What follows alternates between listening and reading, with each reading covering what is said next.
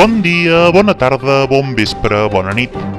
Soc Sant Pere i aquestes són les notícies d'Higini Televisió. Avui parlarem de l'escut de Sant Pere de Vilamajor. Comencem?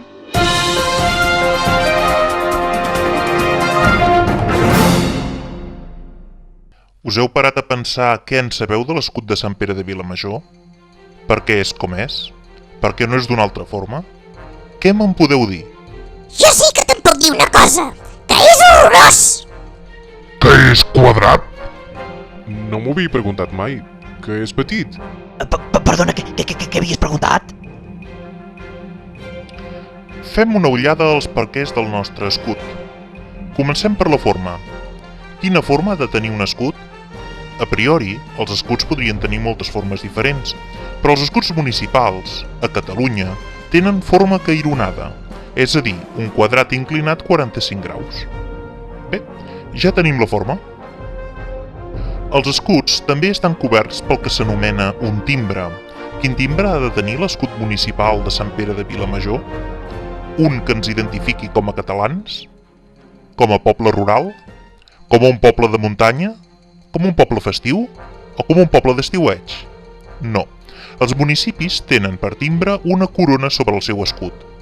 De corones n'hi ha de dos tipus. Per una banda, les nobiliàries, que les porten els pobles o ciutats que han estat capitals d'un regne, principat, ducat, marquesat, comtat, vescomtat o baronia. Però aquest no és el cas de Sant Pere de Vilamajor, perquè depenia directament del comtat de Barcelona. Així doncs, cal optar per una corona cívica, és a dir, una corona mural que representa les muralles d'una ciutat i té diferents categories.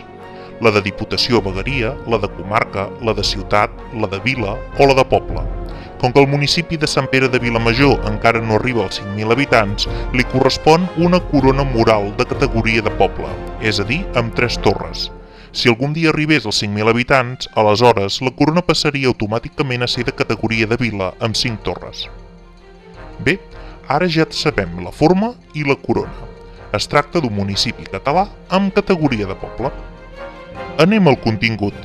El primer que volen els municipis és plasmar la seva catalanitat als escuts, però la llei de símbols d'ens locals reserva l'ús de les 4 barres catalanes a la Generalitat i en prohibeix l'ús als escuts municipals. Hi ha, però, una excepció.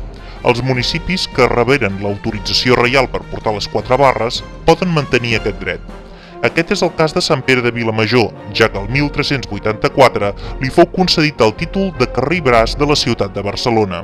Per això, al peu de l'escut hi trobarem les armes de la ciutat de Barcelona, és a dir, la creu de Sant Jordi i les 4 barres. I què hi posem a l'escut?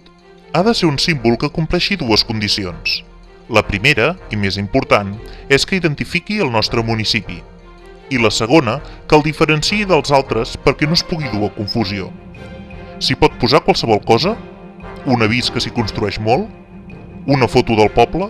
No, només es poden utilitzar símbols i colors permesos per l'heràldica. El símbol que ha representat al llarg dels segles el nostre poble és el que identifica el seu patró, que alhora també dona el nom al municipi, la clau de Sant Pere. La tradició diu que Sant Pere guarda les claus del cel. Si fem memòria, a l'antic escut de Sant Pere de Vilamajor era una tiara papal amb les 2 claus de Sant Pere. Si anem enrere, en el temps, veurem que també s'emprava aquest símbol fins i tot en època del Gran Vilamajor. Molts pobles, amb el mateix patró, han fet servir aquest escut, com per exemple Sant Pere Pescador. Però aquest escut no és vàlid, ja que són les armes d'un estat sobirà, el Vaticà. Els altres pobles que també tenen Sant Pere com a patró han emprat les claus de Sant Pere conjuntament amb un altre símbol propi que els diferenciï dels altres, com per exemple Sant Pere Pescador amb les ones del mar, o Sant Pere de Torelló amb una torre. Com diferenciarem Sant Pere dels altres Sant Peres? Si anem encara més enrere en el temps, trobarem un escut on s'emprava una única clau daurada mirant al cel. Com que Vilamajor era l'únic Sant Pere que va utilitzar una sola clau, això el diferencia dels altres Sant Pere i alhora l'identifica. Per això, l'actual escut municipal recupera un escut que ja havia utilitzat com a mínim fins al 1761. Bé, ja sabeu alguna cosa més de l'escut de Sant Pere de Vilamajor. el meu escut.